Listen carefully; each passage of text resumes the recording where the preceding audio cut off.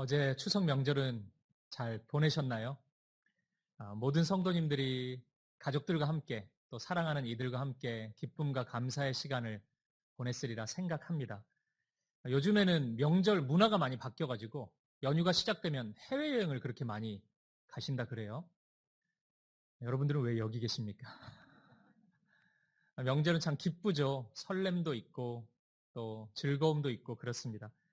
그런데 이런 추석 명절이 누군가에게는 굉장히 아픔으로 또 상처로 다가오기도 하는 것 같습니다. 먼저 떠오르는 분들은 지난 흰남노 태풍으로 인해서 사랑하는 가족을 잃고 수많은 피해를 경험한 수재민들입니다. 뉴스를 보니까 이 지하저초장에 물이 차가지고 빠져나오질 못해서 많은 생명을 잃었더라고요. 중학생 아들을 먼저 떠나보낸 어머니 이야기도 뉴스를 통해서 접했습니다. 그 가정이 그리스도인 가정이었나 봐요. 그래서 장례 예배도 이렇게 온라인으로 나오는 것을 봤는데 너무 마음이 아팠습니다. 그런 가정들, 이 명절이 정말 힘들고 어려운 시간일 것 같습니다. 또 떠오르는 대상은 우리 청년들입니다. 명절이 되면 다 문을 닫잖아요. 근데 유일하게 명절 연휴 기간 계속 문을 여는 곳이 있는데 대학 도서관입니다.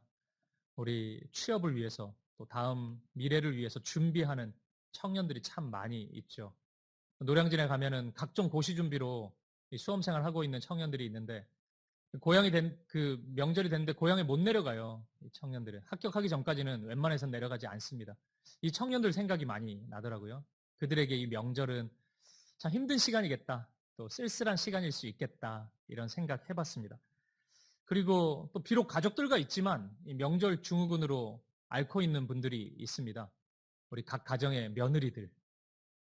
말해 뭐합니까? 음식 준비하고 이것저것 신경 쓰느라고 정말 수고 많으셨습니다. 우리 사김의 교회 모든 며느님들, 이런 표현이 맞는지 모르겠어요. 격려해드리고 싶습니다. 근데 또 누군가는 이렇게 얘기하더라고요. 목사님 모르는 소리 하지 마십시오. 요즘에는 시어머니가 더 힘듭니다. 며느리 눈치 봅니다. 이러더라고요. 또 그거 말해 뭐합니까? 며느리들이 압니까? 그 마음을. 소갈이 하시느라고 애 많이 쓰셨습니다. 근데 그 중에 제일은 며느리도 아니고 시어머니도 아니고요. 우리 결혼 정년기에 있는 청년들입니다.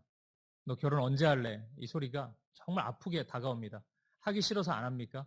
할 수 있는 상황도 아니고 또 결혼 늦어질 수밖에 없는 그런 현실이지 않습니까? 절대 그런 질문 하지 마십시오. 결혼 언제 할래? 할 때 되면 합니다. 그런 아픔이 어떻게 보면은 이런 명절 기간이 참 기쁘고 즐거움으로 언뜻 다가오는 것처럼 보이는데 실은 많은 분들이 이 명절 기간에 이 아픈 마음을 부여잡고 있는 것처럼 보입니다. 혹시 이 자리에 이번 명절이 그랬습니다. 참 힘들고 어려웠습니다. 그런 분들이 있다면 오늘 이 예배를 통해서 하나님이 허락해 주시는 위로와 격려, 소망을 얻을 수 있기를 간절히 축복합니다. 오늘 본문의 말씀으로 들어가 보도록 하겠습니다. 오늘 요한복음 말씀은 매우 유명한 예수님의 말씀입니다. 본문 중에서 예수님의 말씀만 제가 다시 한번 읽어보도록 하겠습니다. 누구든지 목마르거든 내게로 와서 마셔라. 나를 믿는 자는 성경의 이름과 같이 그 배에서 생수의 강이 흘러나리라.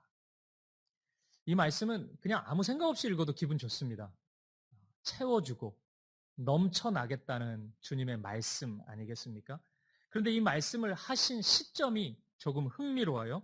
오늘 본문 시작인 37절을 보면 명절 끝날 곧 큰 날에 이렇게 말씀이 시작됩니다. 그러니까 어제가 추석이었으니까 오늘이 실질적으로 명절이 끝나는 날인데 우리식으로 하면 오늘 같은 날이에요. 오늘 같은 날에 예수님이 일어나셔서 큰 소리로 이 말씀을 선포하신 것입니다. 저는 이 말씀 속 이 표현을 가만히 보면서 특히 이번 명절이 고통이 되고 아픔이 되는 분들에게 더욱 큰 위로와 소망이 될 수 있지 않을까? 그런 확신을 가지게 되었습니다. 오늘 그 마음으로 하나도 안 기뻤습니다. 이번 명절이. 그 마음을 가진 분들은 오늘 집중해서 이 말씀 앞으로 나아가 보십시오. 바로 여러분을 향한 주님의 음성을 들으실 수 있을 것입니다. 본문에서 이야기하는 명절은 요한복음 7장 2절에 의하면 이스라엘 절기 중 하나인 초막절을 가리킵니다. 초막절은 광야에서 이스라엘을 지켜주셨던 하나님의 은혜를 기념하는 명절입니다. 유월절, 오순절과 더불어서 이스라엘에게 있어서는 3대 절기 중 하나입니다. 그리고 우리나라의 추석처럼 1년 중에 제일 마지막에 위치한 명절이기도 합니다. 유대인들은 초막절 명절을 총 8일 동안 지켰습니다. 처음 1일부터 7일까지는 하루에 한 번씩 제사장들이 성전에서 출발해서 수문을 통과해서 실로암 우물가까지 행진을 했습니다. 그곳에서 제사장이 준비한 이 금 주전자가 있는데 그 금 주전자에 실로암 물을 따라 붓는 행위를 했습니다. 그 후에 함께 모인 그 군중이 합창으로 함께 이렇게 외쳤습니다. 그 말씀이 오늘 성경에 있습니다. 이사야 12장 3절입니다. 이스라엘이 한 것처럼 우리도 합창으로 같이 한번 이 말씀을 읽도록 하겠습니다. 시작. 그러므로 너희가 기쁨으로 구원의 우물들에서 물을 기르리로다. 아멘. 즐거운 나팔 소리가 딱 외쳐지면 선포되면 모두가 함께 이 말씀을 합창했던 것입니다. 그리고 백성들은 다시 예루살렘 성전으로 돌아와요. 그리고 성전 옆에 준비된 대야에 그 실로암 우물가의 그 물을 다시 붓는 것으로 이 하루의 의식이 마무리되었습니다. 왜 이런 의식을 했을까요? 이게 무슨 의미일까요? 세 가지 의미가 있습니다. 첫 번째는 광야 40년 동안 우리를 목마르지 않고 메마르지 않고 때에 맞게 물을 공급해 주신 하나님께 감사하는 마음을 담았습니다. 그리고 두 번째, 이스라엘은 농경사회인데 농사를 짓잖아요. 지난 한 해 하나님께서 때에 맞게 물을 허락해 주신, 비를 내려주신 그 은혜에 감사하는 고백이 담겨져 있습니다. 그리고 마지막 하나는 앞으로 계속 농사 지어야 되는데 그 은혜, 때에 맞는 물을 공급해 주시는 그 은혜가 계속 이어질 수 있도록 하나님께 간구하는 마음을 담았던 것입니다. 이렇게 본다면 초막절은 광야의 시간을 감사하는 의미도 있지만 깊이 들여다보면 물과 굉장히 연관이 깊은 명절, 행사라고 할 수 있겠습니다. 특히나 첫날과 마지막 8일째는 국가 공휴일로 지정이 돼서 안식을 했습니다. 그리고 큰 성회를 열었습니다. 오늘 예수님의 말씀은 이 명절이 끝나는 마지막 8일째 그 큰 성회 가운데 예수님이 일어서서 큰 소리로 외쳤던 말씀이라고 할 수 있습니다. 물에 대한 의식이 가득한 그런 명절에 진정한 물, 마르지 않는 물에 대해서 예수님께서 말씀하고 있는 것입니다. 저는 이 말씀을 읽으면서 이런 상상력을 발휘해 봤습니다. 혹시 초막절 명절에 소외된 사람들은 없었을까?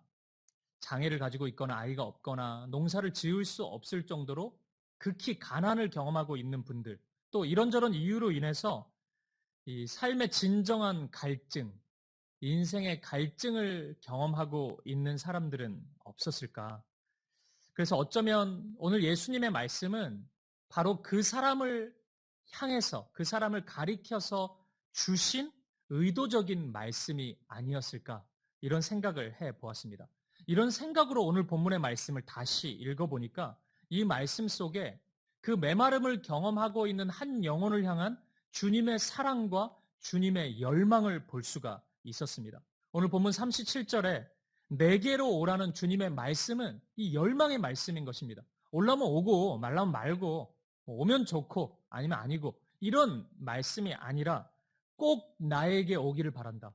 너희의 목마름은 내가 아니면 채워줄 수가 없다. 반드시 나에게 오기를 원한다는 주님의 호소요, 열망을 담은 주님의 간절한 바람이라는 것을 확인할 수 있었습니다. 주님은 이런 분이십니다. 주님은 우리 모두에게 특히나 영혼의 갈증을 경험하고 있는 사람들에게 언제나 당신의 사랑으로 채워주시는 분이십니다.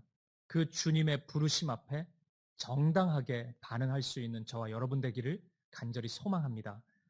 요한복음의 초반부는 반복해서 진정한 안식을 주제로 말씀해 주고 있습니다. 일반적으로 사람들은 이 눈에 보이는 것을 채워가는 방식으로 내 영혼의 안식을 누리려고 합니다. 세상에 힘, 돈, 권력 이런 게 많으면은 내가 좀 안식할 수 있지 않을까? 아니면 적당한 사람들을 잘 포진시켜 놓으면은 내가 안식할 수 있지 않을까 이런 생각을 많이 합니다. 그래서 세상의 질서를 의지하기도 하고 세상의 힘을 따라서 힘있게 나아가기도 합니다. 하지만 요한복음은 매우 단호하게 그러한 세상의 것들에는 참된 안식이 없다고 우리에게 말씀해주고 있습니다. 요한복음에 나타나는 대표적인 두 인물을 소개해 드리겠습니다. 첫 번째 인물은 요한복음 4장에 나오는 사마리아 여인입니다. 이 자매는 이 사마리아 우물가에 물을 기르러 오는 것으로 이야기가 시작이 돼요. 근데 정오의 시간에 물을 기르러 옵니다. 그 한낮에는 웬만해서는 물을 기르러 오지 않거든요. 근데 이 자매는 그 시간에 물을 기르러 옵니다. 성경은 그 이유를 설명해 주고 있지는 않아요. 그런데 가만히 이 말씀을 읽다 보면은 그 이유를 충분히 추측해 볼 수 있습니다. 이 자매는 결혼을 6번이나 실패한 자매입니다. 그 가정의 아픔이 이 자매로 하여금 대인기피증을 불러일으켰을 가능성이 매우 큽니다. 그러한 이 마음의 상실감 때문에 사람들과의 교제가 다 끊어지고 아무도 없는 그 시간에 물을 기르러 이 여인은 우물가로 찾아왔던 것입니다. 이 자매를 향해서 예수님은 이렇게 말씀하세요. 요한복음 4장 13절, 14절 말씀입니다. 우리 같이 한번 읽어보도록 하겠습니다. 시작. 예수께서 대답하여 이르시되 이 물을 마시는 자마다 다시 목마르려니와 내가 주는 물을 마시는 자는 영원히 목마르지 아니하리니 내가 주는 물은 그 속에서 영생하도록 솟아나는 샘물이 되리라. 아멘. 이 물을 마시는 자마다 다시 목마르려니와. 저는 이 말씀에서 이 세상의 유한함을 발견합니다. 이 세상의 것은 모두 다 일시적인 것입니다. 영원한 것은 없습니다. 돈이 많으면, 권력과 명예가 많으면 순간 배부를 수 있습니다. 순간 갈증이 해소되는 것처럼 느껴질 수 있습니다. 하지만 금세 다시 목마름을 경험할 수밖에 없습니다. 하지만 주님 안에 있으면, 주님의 은혜 안에 거하면 영원히 목마르지 않습니다. 왜냐하면 주님의 사랑은 우리의 겉모습을 뛰어넘어서 우리의 영혼에 참된 만족을 허락해 주기 때문입니다. 그래서 중세의 신학자 어거스틴은 이렇게 이야기합니다. 내가 주님 앞에 서기 전까지는 내 영혼에 참된 안식과 만족을 누리지 못합니다. 이렇게 고백했습니다. 저는 이 고백 안에 우리 인생들이, 우리의 삶이 고스란히 다 담겨 있다고 생각합니다. 예수님을 만난 이 자매의 변화를 보십시오. 요한복음 4장 28절부터 30절까지 말씀입니다. 이 말씀도 같이 한번 읽어볼게요. 시작. 여자가 물동이를 버려두고 동네에 들어가서 사람들에게 이르되 내가 행한 모든 일을 내게 말한 사람을 와서 보라. 이는 그리스도가 아니냐 하니 그들이 동네에서 나와 예수께로 오더라. 아멘. 이 자매는 대인기피증 때문에 사람들 앞에 잘 나타나지 않았던 사람이거든요. 그런데 스스로 동네에 찾아 들어갑니다. 그리고 예수 그리스도를 전합니다. 어떻게 이럴 수 있습니까? 이거 하면은 뭐 준다 그랬습니까? 누가? 그거 준다 해도 안 돼요. 그런데 이 자매는 그 일을 하고 있습니다. 영혼이 예수님으로 충만해졌기 때문입니다. 이런 용기는 결코 메마른 영혼의 상태에서 나올 수 있는 행동이 아닙니다. 다윗의 고백, 이런 고백이 있잖아요. 내 잔이 넘치나이다.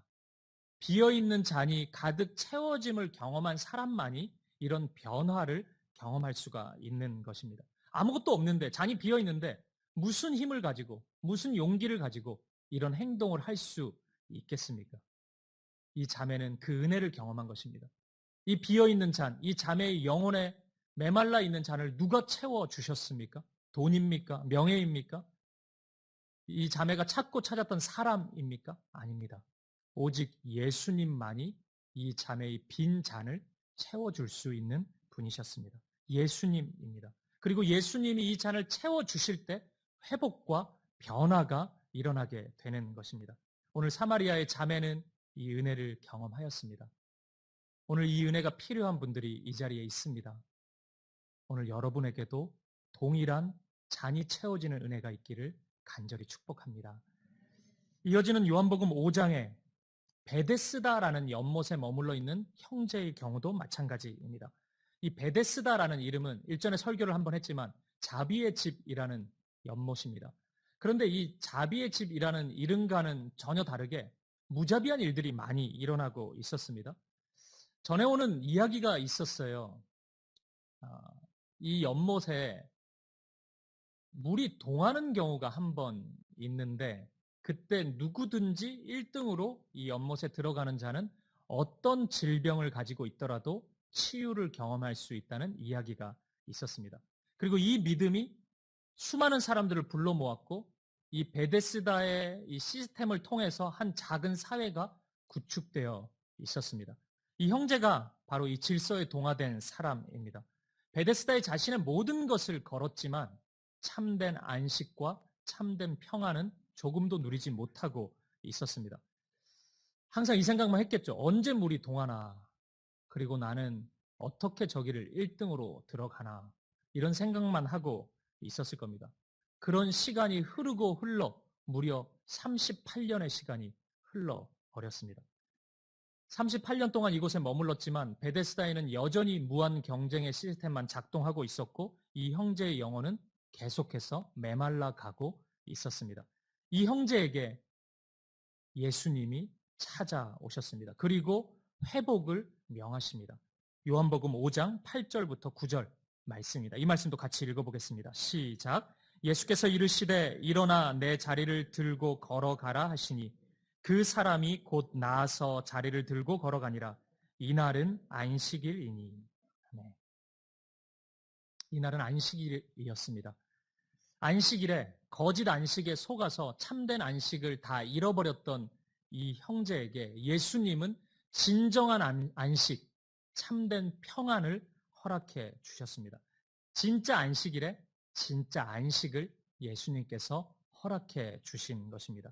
요한복음 5장 15절을 보십시오. 제가 읽어보겠습니다. 그 사람이 유대인들에게 가서 자기를 고친 이는 예수라 하니라. 이 형제도 베데스다밖에 몰랐거든요. 거기에 38년 지금 살고 있었습니다. 그곳에서 평안은커녕 안식은커녕 불안과 실패와 좌절과 절망만을 경험하고 있던 이 형제가 자리를 털고 일어서서 직접 유대인들을 찾아가서 예수님을 자랑하고 예수님을 선포하고 있는 것입니다. 어떻게 이런 변화가 일어났죠? 똑같은 은혜. 요한복음 4장에서 이 사마리아 자매가 경험했던 그 은혜가 이 베데스다의 형제에게도 똑같이 임했던 것입니다. 비어있던, 메말라있던 그 잔이 차고 넘쳤던 것입니다. 예수님으로 인해 차고 넘치자 그 흘러가는 은혜가 그 자리에 머물러 있게 하지 못하고 그를 또 다른 자리로 인도했던 것입니다. 죽음을 방불케 하는 삶에서 생명의 삶으로 완전히 바뀌어 버린 것입니다.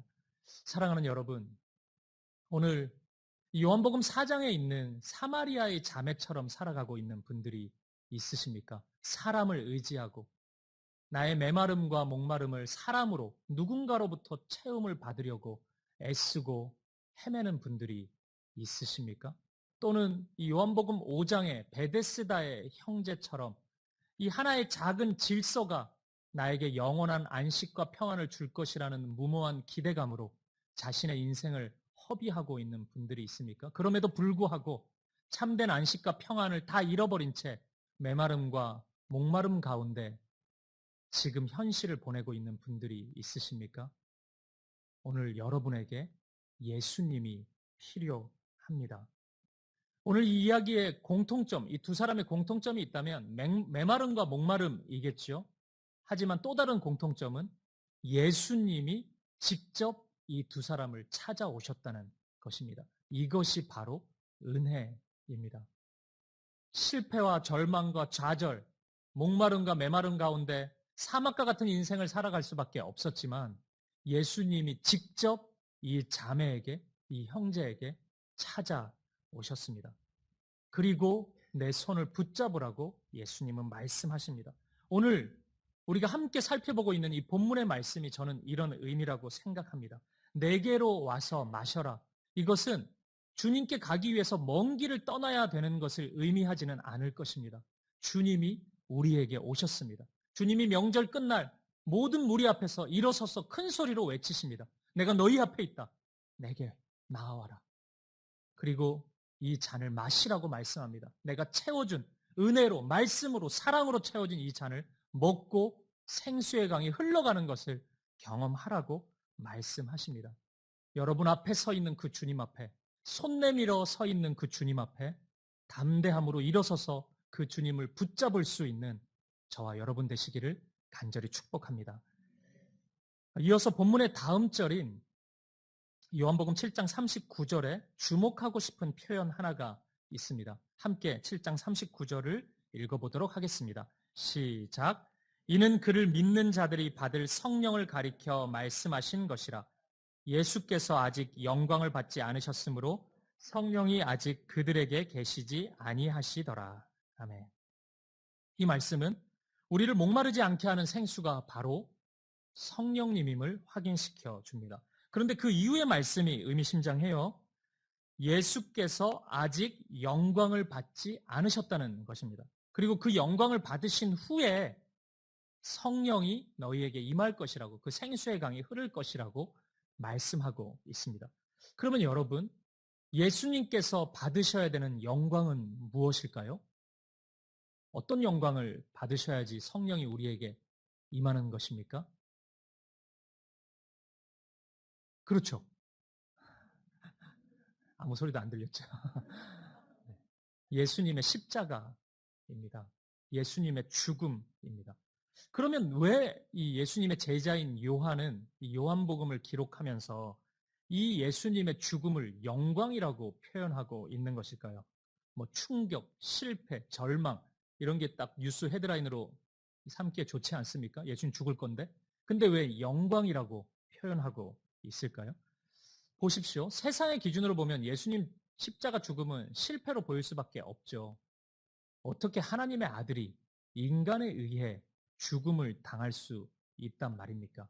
1세기 로마의 통치하에서 십자가에서 아무나 달려 죽지 않았습니다. 사람들이 볼 때 가장 비참한 죽음 하나를 꼽으라면 십자가의 죽음이었습니다. 근데 예수님이 십자가에 달려 죽음을 맞이하세요. 하나님의 저주처럼 보이고 실패처럼 보이고 도무지 영광으로 이해할 가능성은 없습니다. 그런데 이 십자가를 통해 하나님의 구원이 일어나 버렸습니다. 사람들은 저주받아 죽은 죽음이라고 여겼지만 하나님은 이 죽음을 저와 여러분, 우리 모두의 죄를 대신하는 대속의 죽음으로 삼으셨습니다. 제자들이 그 사실을 알고 나자 이 십자가가 실패가 아닌 거예요. 십자가가 생명으로 고백할 수밖에 없었던 것입니다. 십자가는 죄와 사망을 이기신 승리가 되어 버렸습니다. 예수님의 제자들은, 초대교회는 그러니까 자꾸 십자가를 자랑하는 거죠. 십자가가 뭐 그렇게 기분 좋은 일입니까? 고난인데, 죽음인데. 근데 제자들은, 초대교회는 그것밖에 없거든요. 계속 그것만 얘기해요. 보았기 때문입니다. 십자가가 능력이라는 것을 보았습니다. 그래서 예수님의 제자 요한은 요한복음에서 이 십자가를 영광이라고 표현하고 나의 전부라고 고백하고 있는 것입니다. 십자가를 통해서 하나님의 능력을 보았기 때문입니다. 이러한 십자가의 역설적인 진리는 우리의 삶에 대한 탁월한 해석을 제공해 줍니다.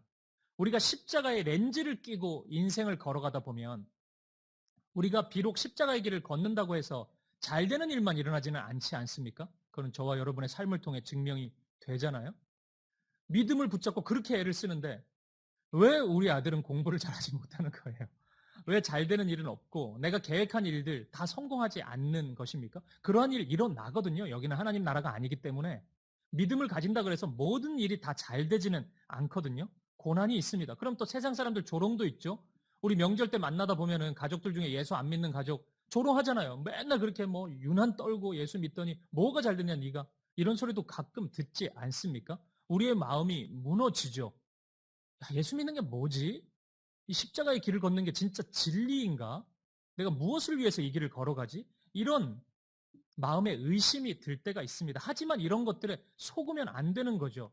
우리가 십자가의 진리를, 이 렌즈를 끼고 나면은 이러한 현실이, 이러한 사람들의 반응이 십자가의 본질을 제대로 반영하고 있지 않다는 것을 우리는 금세 알게 됩니다. 여러분, 예수님의 십자가 죽음 다음에 3일 뒤에 무슨 일이 일어났죠? 부활이 있었습니다. 그리고 50일 뒤에는 무슨 일이 일어났어요? 부활하신 50일 뒤에 성령이 제자들에게 초대교회 공동체에 임했습니다. 그 이전까지는 하나님의 능력이 나타날 때 성령의 역사도 있었지만 이렇게 보편적으로 하나님의 자녀된 이들, 믿음을 가진 이들에게 성령이 임재하시지 않았습니다. 그런데 예수님의 부활 이후에 그 일이 있었어요. 십자가, 부활, 성령의 임재. 이 순서대로 하나님 나라가 우리에게 임했습니다. 이건 하나님의 방식이고 하나님의 일하심의 능력입니다. 그러면 우리가 십자가의 길을 걸어갈 때 바라봐야 될 것은 실패할까 염려하는 것, 두려움, 절망 그런 게 아니겠죠. 뭐 바라봐야 됩니까? 우리가 눈을 들어서 십자가의 길을 걷고 있다면 눈을 들어서 앞을 바라본다면 우리 앞에 보이는 것은 부활입니다. 죽음을 이기신 그 생명입니다. 그리고 그 생명의 영, 생수의 강, 성령을 우리는 바라보아야 되는 것입니다. 내 힘으로 나는 살 수 있는 존재가 아니고 하나님의 능력으로 살아가는 것이구나. 이 길만 지나면 그 능력이 나의 삶을 사로잡아서 하나님의 역사가 일어날 것이구나. 이 소망을 우리는 가져야 되는 것입니다. 고난 속에서도 묵묵히 십자가의 길을 걸어가는 것, 예수님과 함께 믿음의 길을 걸어가는 것, 그것은 너무 잘하는 것입니다. 왜냐하면 곧 부활의 능력이 나타날 것이기 때문입니다. 곧 성령의 능력이 여러분의 삶 가운데 나타날 것이기 때문입니다. 이 부활의 생명, 성령의 능력의 첫 출발은 십자가입니다. 그러니 묵묵히 함께 걸어갑시다. 예수님이 이미 보여주셨던 그 진리의 길, 예수님의 발자국을 따라 우리도 믿음으로 함께 걸어갈 수 있기를 축복합니다. 실제 예수님은 십자가에 죽으시기 전에 시편 69편 21절 말씀을 이루게 하시려고 내가 목이 마르다 이렇게 고백하셨습니다. 말씀 읽어보겠습니다. 요한복음 19장 28절입니다. 같이 읽어볼게요. 시작.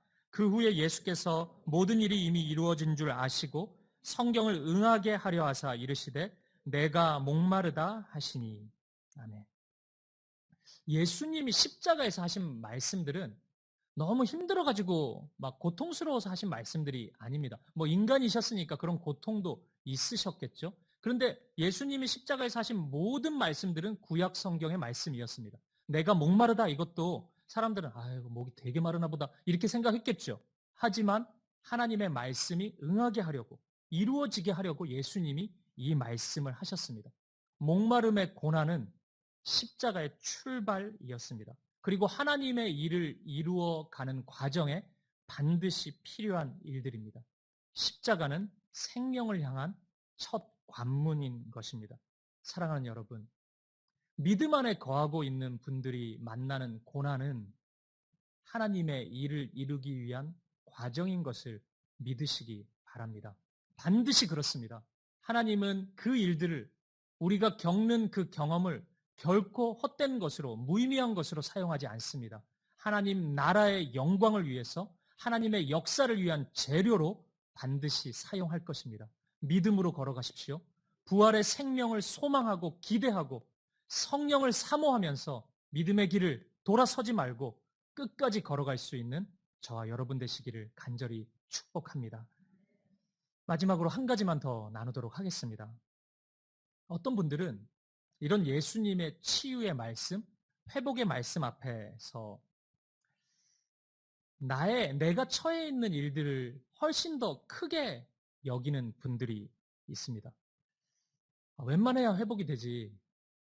뭐 성경 읽다 보면, 우리가 설교 듣다 보면, 뭐 예수님은 항상 회복과 치유를 말씀하시잖아요. 우리도 자주 들었고. 근데 나는 안 된다.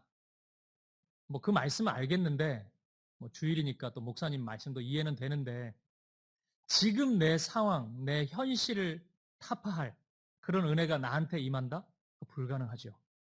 이렇게 고백하는 분들이 있습니다. 절대 안 될 거라고 확신하는 합리적인 불신입니다. 왜 합리적이라고 이야기하냐면 현실이 그만큼 어렵기 때문이겠죠. 그런데 여러분, 오늘 말씀 속에서 예수님이 이 회복을 명하시면서 그 대상에 대해서 선을 긋고 있습니까? 아니면 그 상황에 대해서 선을 긋고 있습니까? 요 정도 상황까지는 내가 해보는데 너는 안 되겠다. 너는 선을 넘었다. 야, 그건 안 되겠다. 네 현실은 안 된다. 그 모두가 안 된다 그랬지? 내 말이 맞지? 안 돼, 그거는. 예수님이 지금 그렇게 말씀하고 있습니까? 아닙니다. 예수님은 단지 누구든지 이렇게 말씀합니다. 누구든지요. 어떤 사람이라도 괜찮습니다. 어떤 현실 속에 있더라도 괜찮습니다. 주님께 나아오면 됩니다.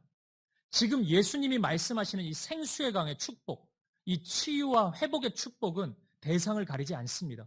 누구든지 예수님 앞에 나아올 수 있습니다. 누구든지 나아오면 회복을 경험합니다. 구약의 선지자 중에 에스겔 선지자가 있습니다. 이 에스겔 선지자가 환상 가운데 이스라엘의 상태를 이미지로 본 거예요. 그 이미지가 메마른 뼈였습니다. 그게 이스라엘의 당시의 상태였습니다. 이때 주님의 주시는 말씀은 이제 끝났다 이런 말씀이 아니라 회복의 말씀이었습니다. 에스겔이 볼 때 이 마른 뼈 이거 다 끝난 거잖아요. 완전 죽음이잖아요. 죽음의 현실 이보다 더 강력한 이미지가 있겠습니까? 마른 뼈의 현실을 본 거예요. 근데 그 주님 하나님의 말씀을 듣고 에스겔은 소망을 가지게 됩니다. 무엇이 에스겔에게 소망을 가지게 했을까요? 그것이 하나님의 말씀이었기 때문입니다. 현실은 누가 모릅니까? 에스겔이라고 뭐 긍정의 힘으로 에스겔이 그것을 이겨냈겠습니까? 무슨 긍정이 나옵니까? 메말라 버렸는데 뼈인데 하나님의 말씀이었기 때문입니다. 하나님의 말씀이었기 때문이에요. 하나님이 말씀하시면 반드시 그렇게 됩니다. 하나님이 문을 여시면 닫을 자가 없습니다. 어떤 현실의 어려움이 있다 할지라도 주님이 말씀하시면 땅과 하늘이 진동합니다. 모든 막힌 담이 무너집니다. 하나님의 일을 하나님께서는 반드시 이루어 내십니다. 이 말씀을 한번 보시죠. 에스겔 37장 5절 6절 말씀입니다. 같이 한번 읽어보겠습니다. 시작. 주 여호와께서 이 뼈들에게 이같이 말씀하시기를 내가 생기를 너희에게 들어가게 하리니 너희가 살아나리라. 너희 위에 힘줄을 두고 살을 입히고 가죽으로 덮고 너희 속에 생기를 넣으리니 너희가 살아나리라. 또 내가 여호와인 줄 너희가 알리라 하셨다 하라. 아멘. 너희가 살아나리라. 너희 속에 생기를 넣으리니 너희가 살아나리라. 이 말씀이 허풍이었습니까? 이스라엘은 살아납니다. 이스라엘은 회복을 경험하였습니다. 오늘 우리가 이 은혜를 소망할 수 있기를 축복합니다. 이 에스겔 그 다음 이야기를 보면 47장에서 에스겔이 또 이런 말씀을 해요. 보좌로부터 이 물줄기가 흘러서 그 물이 닿는 곳마다 회복을 경험한다고 선포합니다. 어떤 땅의 형편이든지 그 보좌로부터 나오는 그 생명의 물줄기가 닿는 곳은 다 회복을 경험합니다. 그것이 주님의 능력입니다. 그것이 하나님의 능력입니다. 오늘 이 은혜가 여러분들의 영혼과 여러분들의 가정, 여러분들의 삶에 가득 넘치기를 간절히 축복합니다. 사랑하는 여러분, 말씀을 마무리하겠습니다. 제가 사역자이기 때문에 가지는 특권이 있다면 하나님의 은혜의 도구로 쓰임받을 때가 많이 있다는 거예요. 예배를 인도할 때나 말씀을 전할 때나 주로 제가 말씀을 전하니까 얼마나 영광스러운 일이에요. 저는 진짜 하나님이 저를 이렇게 사역자로 불러주신 것에 늘 감사합니다. 이 은혜를 제가 경험할 수 있으니까요. 그런데 참 역설적인 그런 묘한 경험을 제가 할 때가 있는데 이런 하나님의 은혜가 흘러갈 때 모두가 그 은혜 안에 거할 때 가끔 정작 나 자신은 그 은혜에서 소외되는 것 같은 그런 현실에 직면할 때가 있다는 것입니다. 주일 사역이 끝나고 나면 아주 가끔이지만 모든 것을 쏟아붓고 탈진을 경험하면서 제 안에 어떤 은혜의 여운도 남아있지 않은 것 같은 그런 메마름을 경험할 때가 있습니다. 가끔 성도분들은 이제 한 주간 살 힘을 얻었다고 믿음으로 살아가겠다고 그런 고백을 하시는데 제가 그런 생각을 가질 때가 있어요. 왜 나는 그 마음이 없지? 왜 나에게는 그 은혜가 없지? 이런 생각을 가끔 할 때가 있어요. 제가 20년 가까이 사역을 했는데 이런 역설적인 상황에 처해 있을 때가 참 많이 있습니다. 누구보다도 은혜에 가까이 있는 사람인데 왜 이런 감정을 내가 겪게 될까? 이런 의문이었습니다. 마치 물로 차고 넘치는 이 초막절 온통 물의 행사인데, 물의 날인데, 이때 메마름을 경험하는 사람이 있었던 것처럼 은혜로 가득한 교회 안에서 정작 목사인 내가 메마름을 경험하고 있구나. 이런 의문 앞에 설 때가 있습니다. 이로 인해서 저는 며칠을 쉬어보기도 했고 또 한 1년 정도 제가 사역을 멈추어 본 적도 있습니다. 그런데 이런 시간을 통해서 제가 깊이 깨달은 것이 하나 있어요. 이 영혼의 메마름, 영혼의 목마름이 나에게 찾아올 때는 그걸 세상의 것으로 채워가지고는 도저히 채워지지 않는다는 거예요. 영혼의 목마름이 있는데 어떤 세상적인 제가 가지고 싶은 뭐가 하나 있다고 해요. 그걸 제가 가진다고 해서 순간 기쁘긴 하겠죠. 근데 그 기쁨이 제 영혼에 만족을 주겠습니까? 제가 먹고 싶은 음식 하나 먹게 된다고 해서 제가 세상에 줄 수 없는 그 기쁨을 제 영혼이 누릴 수 있겠습니까? 갑자기 저희 큰애가 아빠 1등 했어. 그런 일은 없어요. 근데 그 기적이 일어난다 할지라도 제가 잠깐 기쁘겠죠. 근데 그게 영원하겠습니까? 제 영혼에 만족을 주겠습니까? 줄 수 없다는 것을 제가 깨달았어요.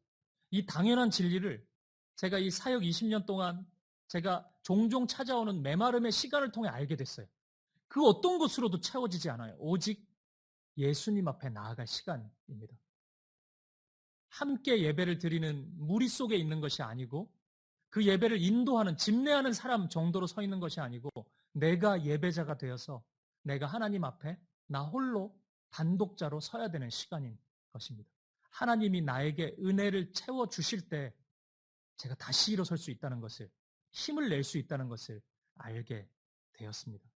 바로 이때야말로 예수님이 부르는 때입니다. 여러분, 목마름의 시간이 찾아오거든 모두가 다 기뻐하고 있는데 나는 공허하고 외롭고 메마르고 그런 감정이 찾아오거든 주님이 여러분을 부르고 있다는 것을 기억하십시오. 주님이 여러분 앞에 손 내밀고 계십니다. 주님의 손을 붙잡아야 될 때입니다. 오늘 예수님은 소리쳐 말씀하세요. 누구든지 목마르거든 내게로 와서 마셔라. 나를 믿는 자는 성경의 이름과 같이 그 배에서 생수의 강이 흘러나리라. 생수의 강이 여러분의 삶 가운데 흘러가게 될 것입니다. 여러분, 메마름, 목마름을 경험하고 있는 여러분, 여러분의 지금은 세상의 것을 찾을 때가 아닙니다. 여러분의 지금은 세상의 것을 채울 때가 아닙니다. 돈, 권력, 명예, 세상의 즐거움, 그런 것으로 여러분의 영혼을 채워주지 못합니다. 여러분의 영혼의 빈 잔을 그러한 것으로 채울 수 없습니다. 오직 예수님, 그분의 말씀, 그분의 은혜만이 여러분의 영혼을 채울 수 있습니다. 여러분의 영혼이 그 은혜로 가득 채워질 수 있기를, 여러분의 가정과 여러분의 삶이 그 주님 주시는 생수의 강으로 흘러 넘치기를 우리 주님의 이름으로 간절히 축복드립니다.